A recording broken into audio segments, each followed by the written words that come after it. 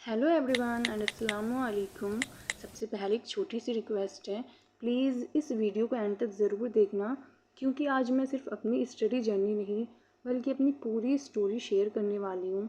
शायद मेरी स्टोरी किसी एक इंसान को भी दोबारा शुरू करने की हिम्मत दे दे। सो आज मैं आपको वो रीज़न बताने वाली हूँ जिसकी वजह से मैंने एक और बार खुद को चांस देने का डिसीजन लिया है। Hi, I am Mahvish and welcome to my YouTube channel.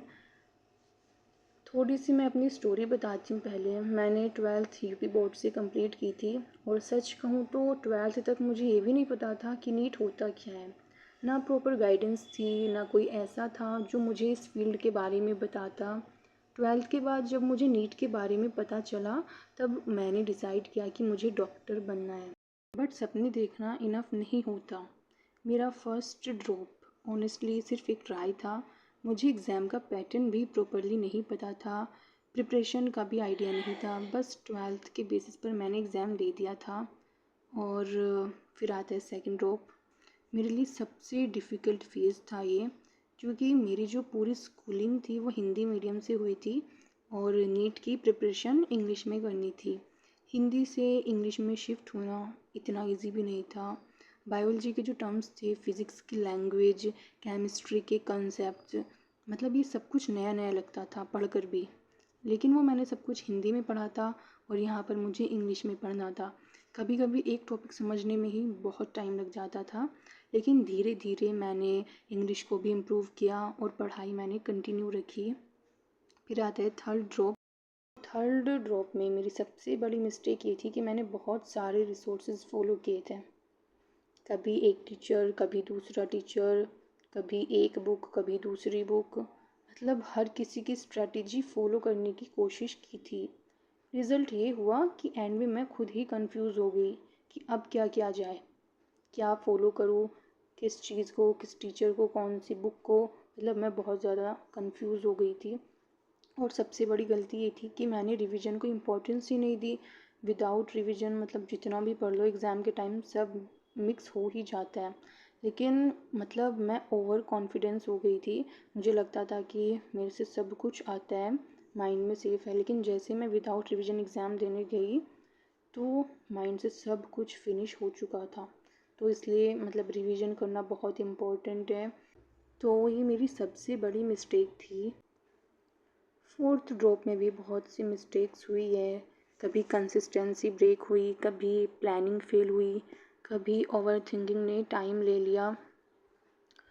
सो मतलब I made a lot of mistakes. कभी दूसरों से कंपेयर किया, कभी खुद पर डाउट किया, और हर साल यही लगता था कि नेक्स्ट अटैम्प्ट में हो जाएगा। लेकिन वो कहते हैं ना कि लाइफ हमेशा प्लानिंग के हिसाब से नहीं चलती। और आज I am starting my fifth drop journey. हाँ, फिफ्थ ड्रॉप। ये बोलना इजी नहीं है, मुझे पता है। कुछ लोग जज करेंगे, कुछ लोग कहेंगे कि अब बस कर दो। और ऑनेस्टली कभी कभी मैंने भी ये सोचा है। बट डीप इनसाइड मेरा डॉक्टर बनने का सपना अभी भी ज़िंदा है। इस बीच मेरी लाइफ में एक और नया चैप्टर भी स्टार्ट हुआ है। मैंने BMRIT में एडमिशन ले लिया है। इंशाल्लाह 27 जुलाई को मेरी ज्वाइनिंग है, और मैं हॉस्टल शिफ्ट हो जाऊंगी। ज्वाइनिंग से पहले मेरे पास लगभग 10 दिन है, और मैंने डिसाइड किया है कि 10 दिन में मैं अपनी कंसिस्टेंसी बिल्ड करूंगी। जो भी स्टडी प्लान है, रूटीन, स्ट्रेटजी और मिस्टेक्स को इम्प्रूव करने के स्टेप्स मैं फ़ॉलो करूंगी, वो सब मैं आपके साथ डेली शेयर करूंगी।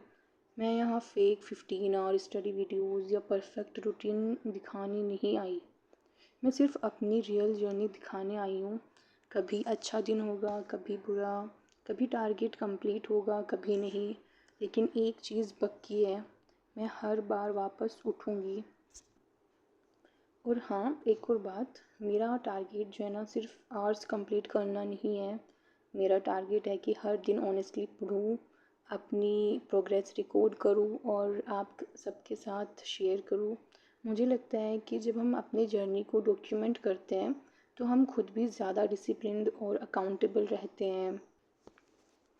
मेरी जॉइनिंग से पहले मेरे पास सिर्फ 10 दिन है, और इन 10 दिनों में मैं कैसे पढ़ने वाली हूँ, क्या स्ट्रेटेजी फ़ॉलो करूँगी, किस सब्जेक्ट को कितना टाइम दूँगी, और कंसिस्टेंसी कैसे बिल्ड करूँगी, ये सब मैं आप सबके साथ शेयर करूँगी।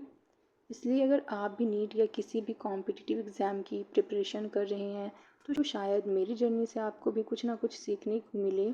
और अगर आप मेरी इस जर्नी का हिस्सा बनना चाहते हैं तो चैनल को सब्सक्राइब कर लीजिए और अपनी दुआओं में याद रखिएगा।